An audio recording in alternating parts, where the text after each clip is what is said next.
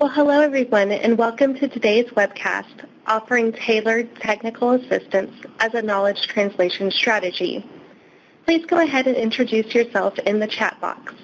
I'm Ann Outlaw, the Dissemination and TA Coordinator for the Knowledge Translation for Employment Research Center, or the KTER Center, and we're housed at the American Institutes for Research, or AIR. We're funded by the National Institute for Disability, Independent Living, and Rehabilitation Research, or NIDLR. And I want to thank my colleague Rebecca Gaines for her support for today's webinar. This webinar was pre-approved by the Commission on Rehabilitation Counselor Certification for 1 hour of CEU. And I'll tell you more about that today at the end of the webinar.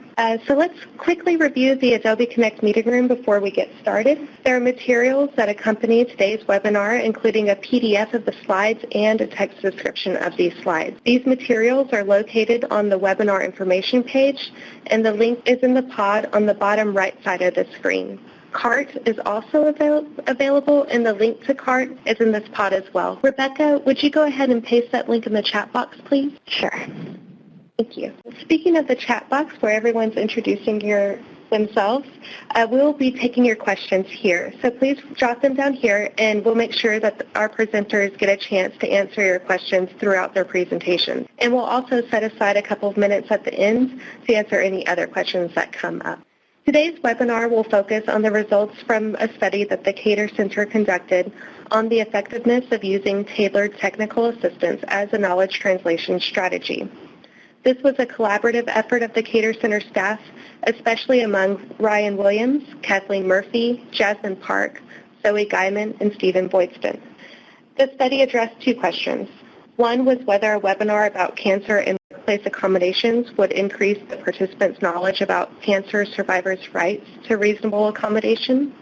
And the second question was whether follow-up information and TA offered to those webinar participants help them to sustain any knowledge that they gained and to promote their knowledge application.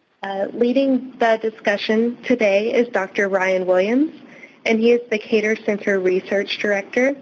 Ryan also serves as the Associate Methods Editor for the Campbell Collaboration, which supports the production of systematic reviews. And these are reports that summarize all the available evidence on a given intervention and help readers to understand what approaches work best. At AIR, he leads a wide range of research and evaluation projects across multiple practice areas. And much of his work relates to the design and analysis of experimental and quasi-experimental studies. Also joining us is Joe Bonkin. He is the Outreach Manager and Ombudsman for the Houston District Office of the U.S. Equal Employment Opportunity Commission, or the EEOC. And Mr. Bonkin has also managed human resources for the MD Anderson Cancer Center and was named Chair of the Committee for People with Disabilities. Joe presented the original webinar on cancer and employment issues and delivered some of the follow-up TA to study participants who requested it. And he'll be here to discuss the implications of the KTER Center's research results that Ryan will first review. So thank you both for joining us. Ryan, I'll pass it over to you. Are you ready to begin? Yes, I am.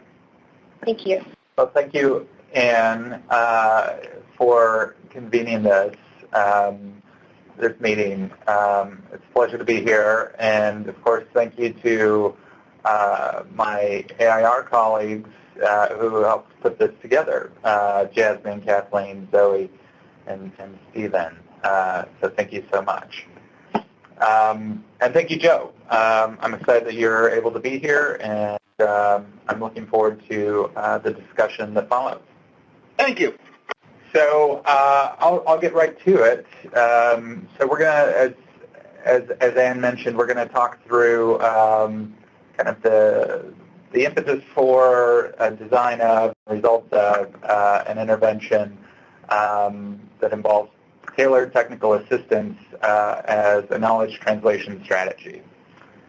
So here we go. So here at the Center for Knowledge Translation for Employment Research, we're in the business of KT, knowledge translation.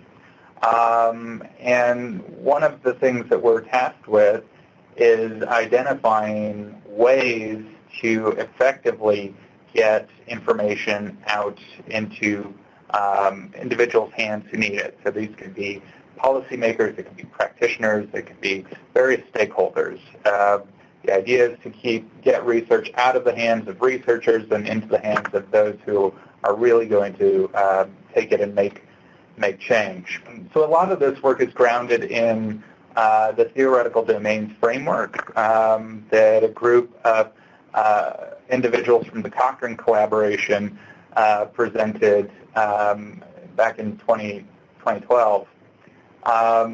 So the idea is this. It's going to try to identify, who needs to do what differently, and which barriers and enablers need to be addressed. So what are the obstacles that need to be overcome in the knowledge translation process, and what are the facilitators or other enablers that we might try to enhance with a strategy.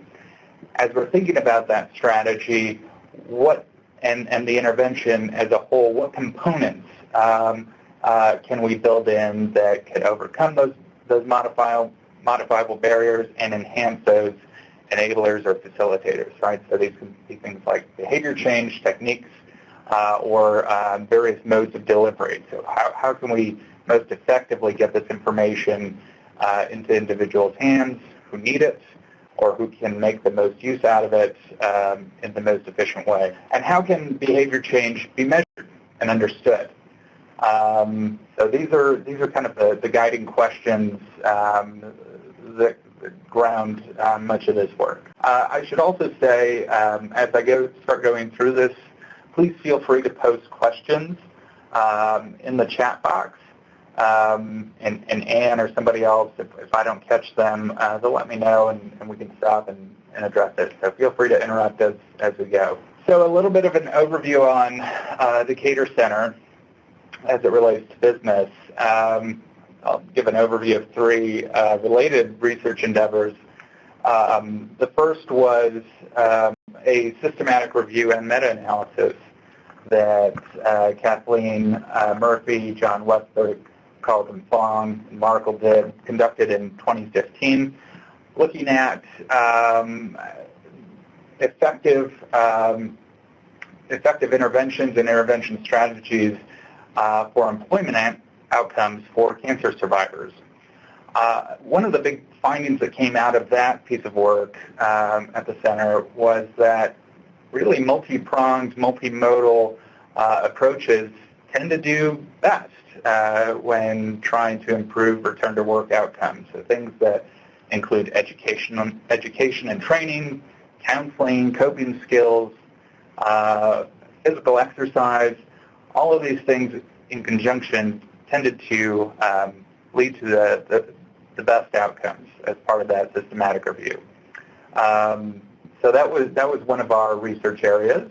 And two others that are most focal to what we'll be talking about in this presentation was a series of focus groups and a knowledge translation strategy. So research activity 2, we conducted 12 focus groups with members of the business community, asking them to describe A, the factors that impede, or B, facilitate the use of employment research in particular, and information more generally. So again, this is related back to the theoretical domains framework, guiding this work, identifying the barriers, identifying the facilitators, and making best use of both. So, and keeping the work grounded in the individuals who are ultimately going to be using it, or hopefully using it. So they're part of the business community is part of this research from the beginning. From the information that we received during these focus groups, we designed a KT strategy, a knowledge translation strategy, and we tested the effectiveness of it. So for use of information about federal legislation regarding reasonable accommodations for employees with cancer. So I'll give a little bit more information on what this strategy looked like, but the basic idea is we have a tailored technical assistance strategy compared to a non-tailored technical assistance strategy related to legislation about reasonable accommodations for employees with cancer. Here are our overarching research questions for this third research activity. So does follow-up technical assistance offered to employees who attend a webinar and receive other informational resources delivering information about the ADA and other federal legislation regarding reasonable accommodations for employees with cancer, help sustain knowledge gains, outcome 1, and promote application, outcome 2. Okay, so again, everything's grounded in a target audience with key components aligned to that audience. Some of the outcomes that we were focused on most for this work, knowledge, as measured by a pre- and post-knowledge assessment. Again, this is a criterion. This was a criterion-based assessment, 14 items about the ADA and accommodations. And the other was a survey-based measure of behavioral change. So that was administered following the webinar and the intervention, focused on retention of information and indications of organizational or individual behavioral change. So here's some of the feedback that we got from our focus groups. We first, so again, we're trying to get information related to barriers, information related to facilitators. This all ended up being packaged in really kind of two big buckets, access and relevance, which is probably not much of a surprise to anybody on the webcast here, but some of the three big barriers that were identified, all related to time, value for other kinds of information, and whether or not it's timely.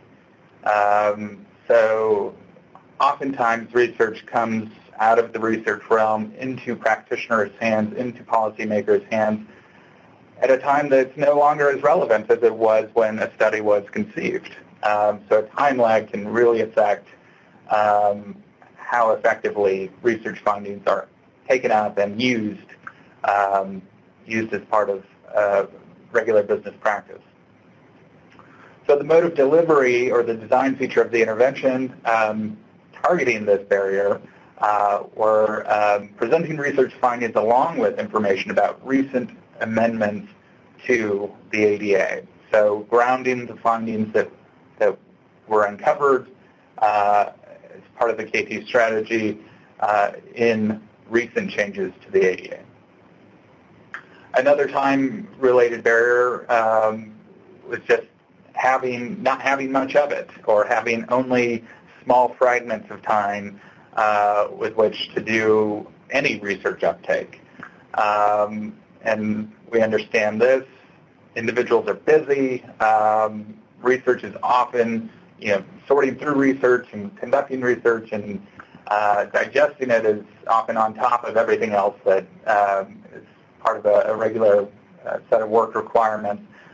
So to address that, we tried to implement a relatively brief 1-hour webcast, initial webcast, but also archiving the webcast and other follow-up information for individuals so that they could access it when the time was right. So it wasn't just a one-off. You have to be at point A at time X.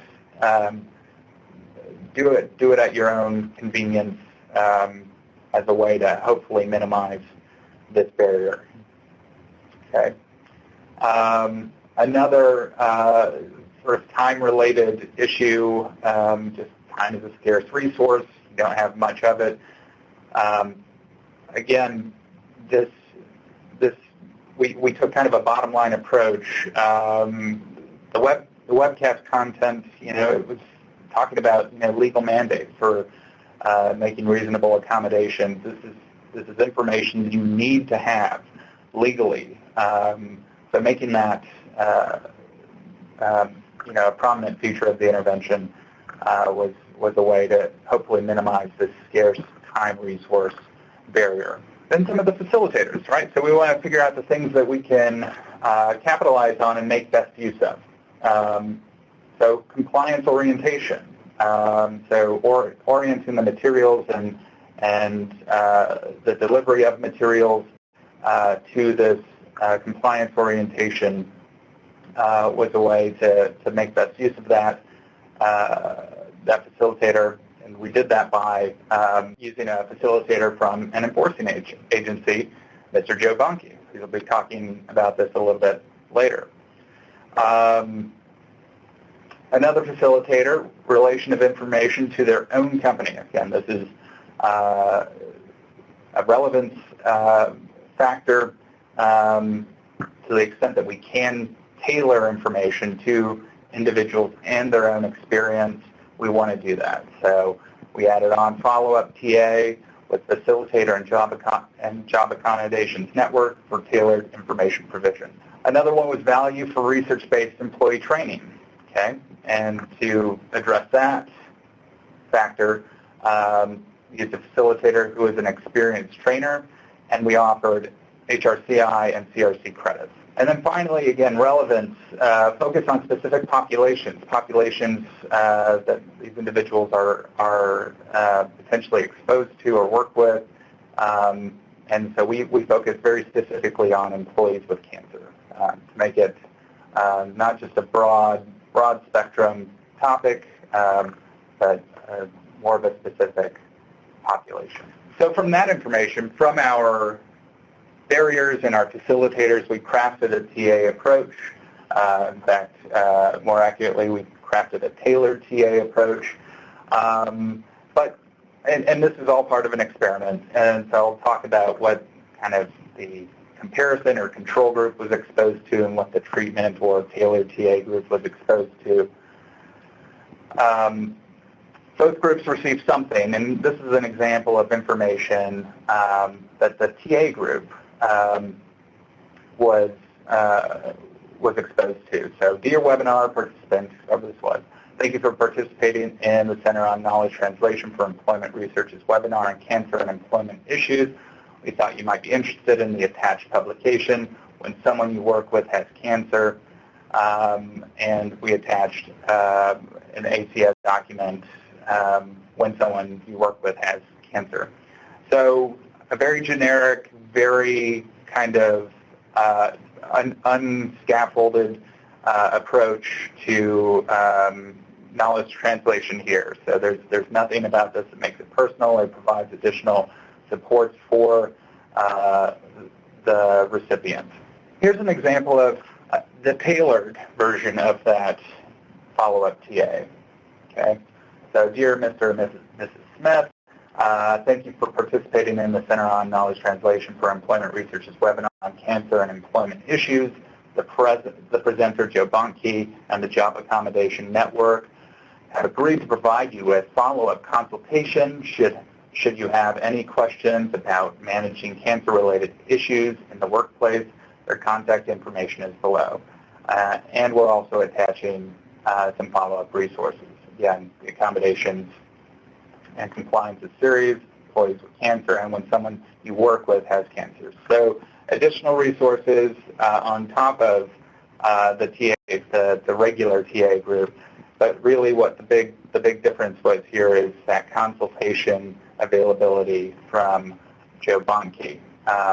So we want to compare these two. We want to see if offering one over the other has any effect on the way individuals take up knowledge about the ADA and reasonable accommodations, their general awareness of it, and their individual or organizational behavioral change. So I'll talk through that now. So here's kind of a layout of or a map of what the study looked like. We had 309 individuals who participated in the initial webinar and completed the pretest on the ADA and reasonable accommodations. They completed the pretest. 107 of those individuals also completed a post-test. We have a pretest, post-test design here. Then we used those 107 individuals to create our experiment, right? So 55 of those individuals were randomly assigned into the tailored TA condition, right? So that email that had the additional consultation information in addition to the materials provided about the ACS. Then we had 52 individuals who are randomly assigned into the regular TA group. So we have our treatment and our comparison group, and so we're hoping to be able to make some inferences about the effectiveness of the intervention based off of this design. So I'll give a little bit of information on, or a little bit of background information on who was involved in the original webinar and took the pretest here. So just a little bit of demographic composition information. So we asked, as part of our survey, we asked about individuals' organization, their occupation, and so a great deal of the individuals who participated in the initial webinar came from fairly large organizations. So about 35% came from organizations that employed 1,000 or more people. And certainly over half of, almost three-quarters of the individuals came from organizations that were at least 100 individuals large. So most were from larger organizations. We have a small percentage of individuals who were from small organizations, 15 to 24, fewer than persons employed. In terms of the organization sector that individuals were coming from, many, 42%, were coming from the services industry, and over nearly a quarter came from government or other state or local organizations. And in fact, about 35% came from any federal or state or local organization. But then we have a kind of a smattering of individuals across really a wide range of sectors: agriculture, forestry, fishing, construction, mining, even trade.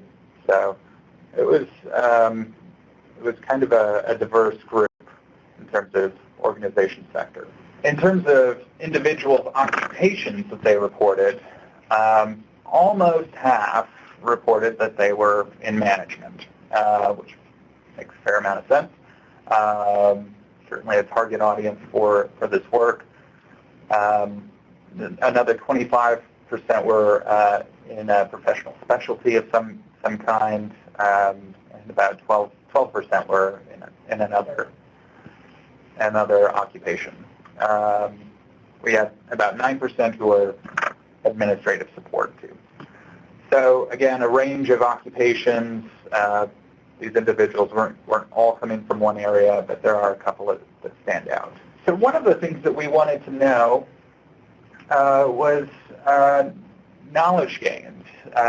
So we took kind of a broad spectrum approach to looking at this question. We wanted to know if those 309 individuals who completed their pretest on the ADA and reasonable accommodation, how well they sustained the information that they may have accumulated as a result of that initial webinar. So this graphic here kind of uses all of the information from the pretest and post-test to follow up based off of the initial samples. So we have 309 individuals in total who completed the pretest.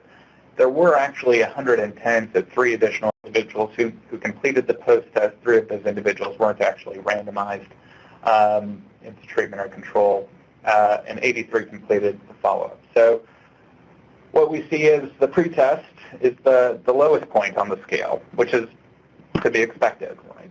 The maximum score on this assessment is about 14 points. After exposure to the initial webinar, just so that, again, this is the entire group, the average score went up by almost 2 points. So that was good.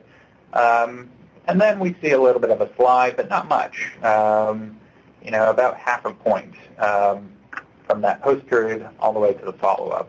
Again, that's a 3-month follow-up. So all in all, the general knowledge retention about the ADA and legislation related to making accommodations was pretty well retained, at least we thought. Again, this is just kind of a descriptive overview. This is certainly not an experimental finding here. Okay, so we certainly didn't retain all 309 individuals across the 3 time points, the pre-test, the post-test, and the follow-up. So this slide kind of walks us through kind of what the attrition looked like over time. So we had 307 individuals who came back from the 309, completed post-tests, and were randomized into the TA or tailored treatment and control conditions. Tailored TA versus regular TA. Again, we have 55 treatment, 52 control. 50 individuals from that 107 also completed the follow-up test. So we had 45 treatment individuals and 38 regular TA individuals. The level of attrition was higher for the control group, at least a little bit. These weren't statistically different, but there was a little bit more drop-off for the control group than for the treatment group. And here are the differences in the post-test to 3-month follow-up for the individuals in the treatment group, the tailored TA, and the regular TA conditions. So we see that the TA group was a little bit higher in both instances, but not by much, right? By less than a point. So at the post-test, they had an average score of about 12.75 versus the non-TA group or the regular TA's group that had an average score of about 12.35. Both groups went down a little bit over that 3-month follow-up, which is consistent with our general finding of a slight decline in knowledge retention, and it was a little bit greater of a decline in the TA group than the non-TA group, but again, not at a level that we could really tease out statistically. So all in all, these two groups performed pretty similarly in terms of their initial assessments at the post-test period and their follow-up. All right, and so here's a slide that gets at our individual change or self-reported individual change. So one of the survey items asked or stated, I did something differently as a result of information I learned from the KTER Center's webinar on cancer and work or other information KTER sent to me. So again, the two groups responded very similarly across for this item. About 34% of the non-TA group or the regular TA group agreed or strongly agreed to this statement, and about 41% of the TA group or tailored TA group agreed or strongly agreed to this statement. Again, about individual change. The difference is again not statistically significant. The two groups are largely responding in pretty similar ways. A similar question was asked about organizational change. All right, so my company did something differently as a result of the information I learned from the KTER Center's webinar on cancer or work or other information KTER sent to me. About 18% of the regular TA group agreed or strongly agreed to this statement, and about 12% of the tailored TA group agreed or strongly agreed to this statement. Again, this was also not a significant difference between the two groups. The response patterns are really pretty similar across the two groups. So all in all, from some of the quantitative sources of information that we gathered on assessment, knowledge gains, and retention, reported individual and organizational change, we didn't see huge differences between the two groups. We had retention or overall attrition drop-off numbers that probably limited our ability to really detect smaller changes. But all in all, we're seeing a similar pattern, which, you know, may... Yes? Hey, Ryan, we have a question.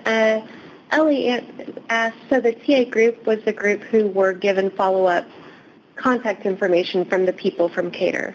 Oh, and it looks like Kathleen just answered, but would you like to expound on that a bit? Yes. So Kathleen did respond on, yes, the non-TA group is the group that did not get the tailored TA. So I'm sorry, my labeling is probably a little bit inconsistent with what I'm saying here, or at least what I'm calling these two groups. The non-TA group, that's our control group. They got just the regular email that was pretty generic. We can go back to it really quickly. Yeah, so here's an example of the regular TA, or what I'm calling the non-TA. They did get something. So really just a quick email in the form with an attachment when someone you work with has cancer. So nothing, no scaffolding, no additional resources, no consultation with that condition. And then for what I'm calling the TA condition, it's really the tailored TA condition, an additional customized email with consultation availability from Joe Bonkin. Again, we didn't see major striking differences in knowledge retention between these two groups. We didn't see, you know, really striking differences in terms of reported individual change or organizational change. But we did gather some additional information that we thought was useful and helped kind of tease out some of the motivating factors from our respondents and our participants. So we did some additional qualitative analysis. This was based off of comments individuals provided in their surveys. So there were open-ended response options for survey items. We also conducted some follow-up interviews and email correspondence from individuals who fell into the strongly agree or agree categories in those two survey items that I just covered. So all in all, we got some additional qualitative information from about 20 individuals. And the discussion and the themes that came out of this related to things like prevention of harassment and discrimination in the workplace. Also, changes that were reported were most often maybe not concrete or tangible behavioral changes or organizational changes, but more often tended to be vague descriptions of change in awareness of certain things. So I'll go through a few of those now. So in terms of change on an individual level and change in awareness, we had, for example, two respondents who reported becoming more considerate of confidentiality. We had two respondents who also reported about learning to respect privacy. 3 other respondents reported about learning to respect emotional needs and preferences. And then in terms of practice or more concrete behavioral changes, one respondent reported changing their language and and how they talk to their colleagues. Others reported spending more time with clients affected by cancer to better understand what their needs were. Then changes on an organizational level. In terms of awareness, we had 4 respondents who reported informally teaching their colleagues about topics covered in the webinar, so kind of further dissemination of what they were exposed to. 1 reported an increased awareness of employee rights in the workplace. And in terms of practice, 3 respondents reported adjusting their work expectations to accommodate a colleague's changing abilities. One of those individuals began offering flex time as an accommodation. One other individual indicated that they incorporated the webinar content into their formal training sessions. So while these represent kind of responses from a smaller subset of the overall sample, they provide some nice additional context about if individuals are using this information, how they're using it. And so we thought these were aligned with the intent of the intervention and did underscore what we really were hoping to do. So here are some thoughts that we've had about future directions for this work, and future directions are currently happening. You know, the importance of context in decision making can't be really understated. So, you know, for example, if no employee has cancer, there's really no need to change behavior. So it's possible that behavior change really was underestimated because of context. You know, which also indicates that, you know, longer-term follow-up might be a useful endeavor. Following these individuals, perhaps across multiple organizations or job changes, might provide some additional data on how these individuals were using this information to change their individual behavior or impact their organization's behavior or policies. The importance of measuring changes in behavioral intent. So again, if individuals, maybe they didn't have the opportunity to actually change or affect their organization's policies or their own individual behavior because of context or situation, would they have if they were put in that situation? Another opportunity to get at this potential change or another potential outcome that's worth pursuing. And then distinguishing between business and employers, so private industry and employers who are including government, looking at differences and how change is reported in those two domains. Here are some quick references. Again, these will be available for everybody. Before we transition over to Joe, I'll open it up for any additional questions on our knowledge translation strategy study. If you have them, please type them into the chat box now. Great. Thank you very much, Ryan. It looks like we have Jennifer who's typing in the questions. Kathleen also just pointed out that both of the sources that are on the reference slide, these are open source, so you're able to get them. And if you would like us to, it looks like the links are right there, but if you have any trouble getting to them, just email us and we'll let you know where they're at. Thank you.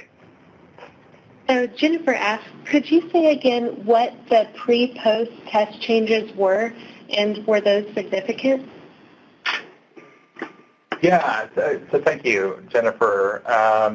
So the pre-post assessments were on knowledge of specific legislation about the ADA and making reasonable accommodations for employees with cancer. So it was really kind of there are right or wrong answers to these items. And one of the interesting things that we noticed when we were looking at the data is this group of individuals, these 309 individuals, came in with really a pretty high level of understanding to begin with. If we go back to those charts, I think the maximum score was 14. The average was actually, let me go back a couple further. The average was almost 11. So individuals, there were a good number of individuals who came in who were getting perfect scores on this. So they were pretty well oriented to these policies. In terms of differences between the pre and the post period, these and the follow-up, these differences were not statistically different. So looking at the overall group, and they were also significantly different looking at the pre-post contrast or the post to 3-month follow-up in the tailored TA and regular TA groups. I hope that answers the question. Yep, she says thanks for the clarification. So it says, are there any other questions that the participants would like to ask? Please chat them in if you have them. Okay, well, if any questions come up, be sure to ask them, and we'll be sure to answer them. So now we're going to switch things over a bit. We're going to hear from Joe Bonkin. As Ryan mentioned earlier, he was the presenter of the webinar titled Cancer and Employment Issues. So Joe, what do you make of these research results that Ryan shared? Well, by no means am I even close to the level of professionalism that you all have presented today. But my piece of the puzzle as somebody who offered the information, the technical assistance, the educational piece, there was something that was fairly interesting for me that I just went and did my thing, and I do this very often, and I'm very comfortable with the ADA, having lobbied for it some 28 years ago and 27 years ago, and then watched the passage of it. And being with the federal government for the past 18 years, doing a lot of that training, and prior to that, traveling Texas, Oklahoma, Arkansas, Louisiana, New Mexico, here's the reality of 2016 information. Now people were able to watch the webinar archived in the quiet of their own home, and wherever they were in a family member or their own battle with cancer, saw an opportunity to drop a dime, make a phone call, send an email to somebody at the EEOC.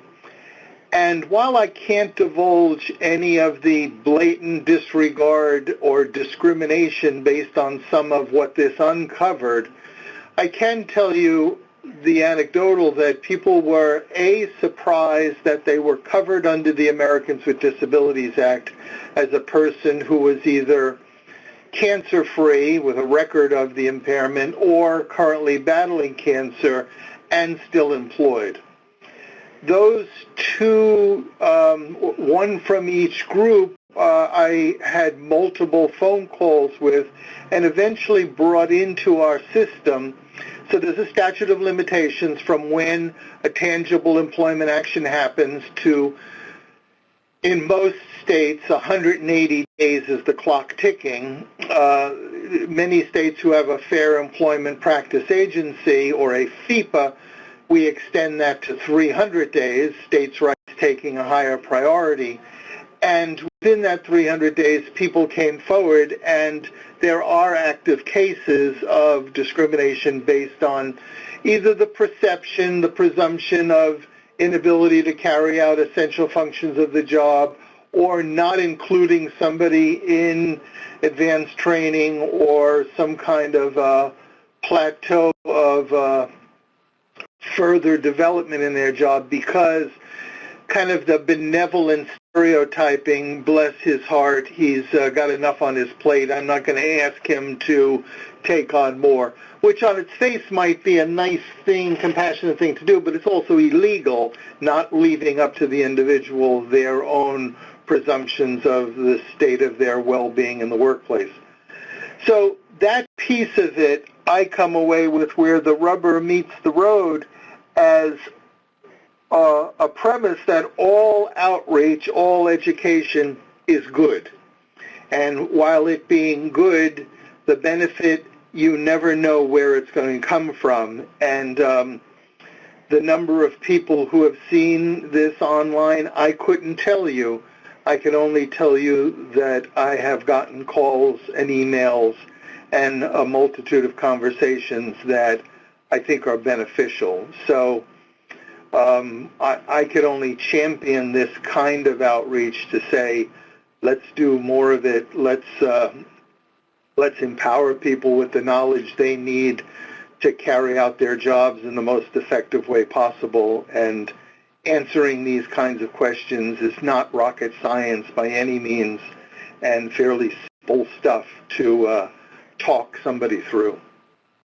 Yeah, thank you so much for that information, Joe. It's great that people were able to reach out to you after receiving information from the webinar and from the technical assistance, either tailored or not tailored, that was sent.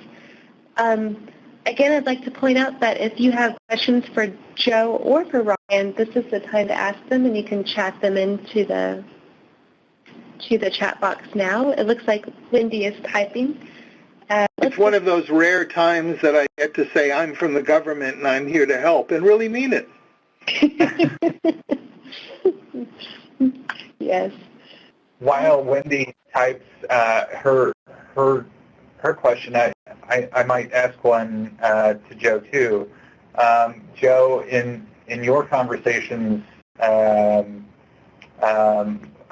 wondering, I'm curious if there's any information that you gathered that might inform how we might add additional components to a KT strategy like this. What additional features do you think might make this these types of strategies more useful to individuals? Just curious if any of your experiences might relate to that. I wish I had a quick answer for this. I don't know what the best conduit is for education. And being with the EEOC, I am very slow to stereotype or pigeonhole. That said, generationally, I'm going to bet that more baby boomers and Gen Xers are in the cadre of folks dealing with the issue of cancer in the workplace than would millennials or the Gen Zers. So the reality is messaging to a particular audience of the graying baby boomer, that is my generation, and the Gen Xers who don't get an awful lot of fanfare in when we talk about generational differences. Messaging is fairly similar, knowing where to find it when you need it, and offering that kind of information to all of those ancillary groups that have assisted me with this community. So in our bailiwick of who we reach out to, cancer survivors, folks who are battling cancer, would be considered an underserved population because employment rights issues are usually not on the forefront of a holistic approach to healing or ministering or caring for that group. So they hear about us on fringes, and to be on the fringes, it's usually the retelling of the anecdotal, or unfortunately, the only time we're ever able to talk about a case is when we litigate.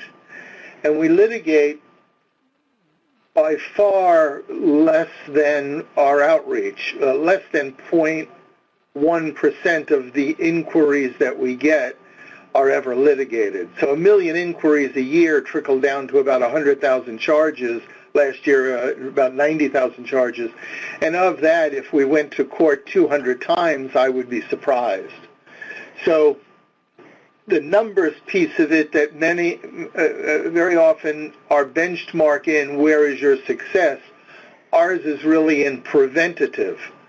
And in preventative, you never know the benefit that you're doing when you can empower somebody with, go to the Job Accommodation Network, download the employing somebody with cancer, bring it into Human Resources and say, I just need a reasonable accommodation. I'd like to invoke the interactive process.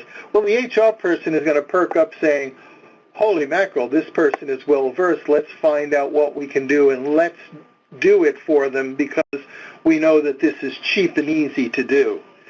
As opposed to call the attorney, let's have a powwow, let's mediate a solution. No, this is just a dialogue. It wasn't 20 years ago. And my hope is in the next 7 years before I retire, it will even be better.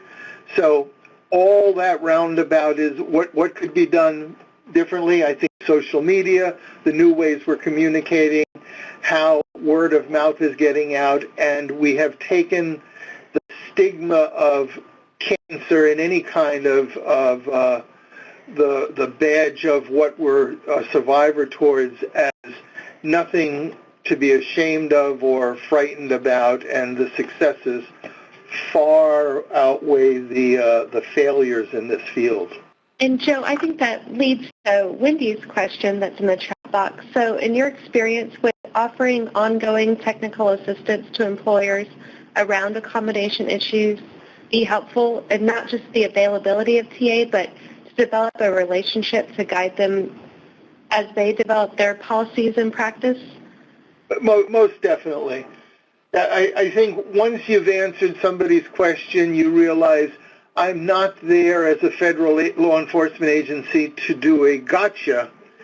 And I think any of the research that's going on about assisting is there for the delivery of valuable information. So the good part about being available, being a resource, is that it's kind of relationship building. I know the folks that call upon me never abuse it. They don't call just to chat. They're calling for what it is they need when they need it, and they know how accessible I am, and that seems to have solved that issue. So that's what I'm about anyway. Excellent. You spoke about the baby boomers and working with the Gen Xers and what you see in the next 7 years before you retire. And so Jeffrey has a question about if you've ever been contacted by a millennial, and if so, what was their understanding dealing with an employee experiencing cancer? And does it differ from those other folks that you've talked to and worked with? Strangely enough, I have, and it really comes from a scenario in dealing with current military members who were concerned about radiation and the availability to procreate after their treatment, and very, very different concern, and it was not workplace related. However, it became workplace related where insurance benefits were ceilinged in a dollar amount for this kind of therapeutic, I guess it was collection of sperm for the purposes of procreation at a later date. And it was, it stumped me, and I had to do some research to assist the millennial. It was the only question that somebody came forward divulging that they knew very little about it, and wanted all the resource possible. And I just happened to be at Army South in Fort Sam Houston, and that's why the person contacted me. Excellent. We have a couple more minutes before we're scheduled to end. Jeffrey says thank you. Are there any other questions, or Ryan or Joe, do you have any closing remarks before we wrap up? Only to use the opportunity for outreach that my slide is there with my email and my phone, and I never miss an opportunity to let people know to feel free to share it with anyone if I could be of assistance. My primary job is to keep businesses out of our office by educational technical assistance, so I don't investigate or litigate or mediate. All I do is educate for the agency, and I enjoy doing it, and I have my hand in a few other resources that if I don't know an answer, I will get one for you all. Excellent. Well, thank you very much, Joe. Like we said earlier, you can download those slides at the webinar information page. Rebecca, would you go ahead and put that into the chat box, please? Yeah. Thank you. Well, Ryan, do you have any closing remarks that you'd like to make? No, I don't think so. Thanks again to Joe for joining us today. Thank you to everyone who's been participating in this webinar. We look forward to having more. Excellent. Well, we would appreciate your input about today's webinar by completing a brief online evaluation, and it's also in the chat box that Rebecca just posted. Everyone who registered for the webcast will also receive an email with a link to this evaluation form, and you must complete it to receive your verification of completion form for your CRC CEU. And once again, I want to thank Dr. Ryan Williams and Joe Bonkin for their presentation today, as well as Rebecca Gaines and our colleagues at AIR for their support. And finally, we also appreciate the support from NIDLR to carry out these webcasts and other activities. So I'd like to conclude today's webinar, and we look forward to your participation in our next event. Thanks so much, and good afternoon. Thank you all. Bye-bye. Bye-bye. Bye, everyone.